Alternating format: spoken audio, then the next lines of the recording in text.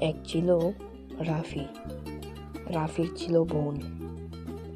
সে সবসময় একটা সিংহের সাথে থাকতো, সবসময় মনমরা হয়ে থাকতো। একদিন জান্নাত সাপের কবলে পড়ে এবং ভয় পায়, অনেক ভয় পায়। একদিন জান্নাত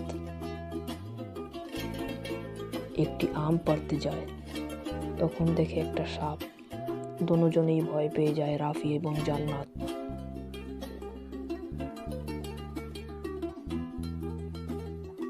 রাফিকে সাপে কামড় দিয়েছে, তাই রাফি চিন্তিত, খুব চিন্তিত। জান্নাতও খুব চিন্তিত। অন্যান্য প্রাণীরা তাকিয়ে রয়েছে এবং রাফিকে সান্ত্বনা দেওয়ার জন্য এক জায়গায় নিয়ে যায়। সেই জায়গায় একটি ঝিকমিক করছিল, সব প্রাণীরা সেখানে চেয়েছিল এবং সেখানে একজন জাদুকর আসে। সেই জাদুকর ব্যক্তিটিকে দেখে তারা অনেক ভয় পায়।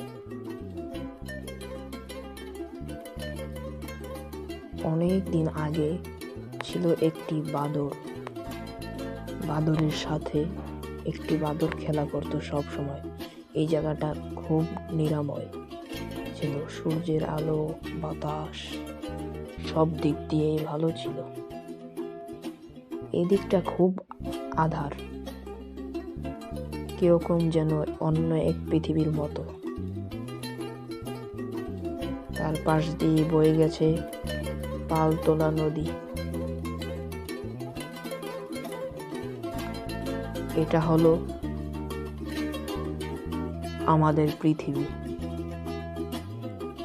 আর এগুলো হলো মাছ, সমুদ্রের মাছ।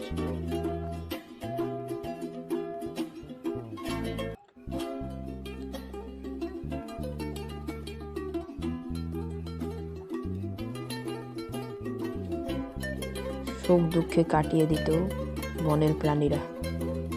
একদিন রাফি এবং জান্নাত খেলা করছিল বাঘ এবং সিংহের সাথে। সবাই খুব আনন্দ করছিল এবং একটু পরে তারা ঘুমিয়েও পড়ে।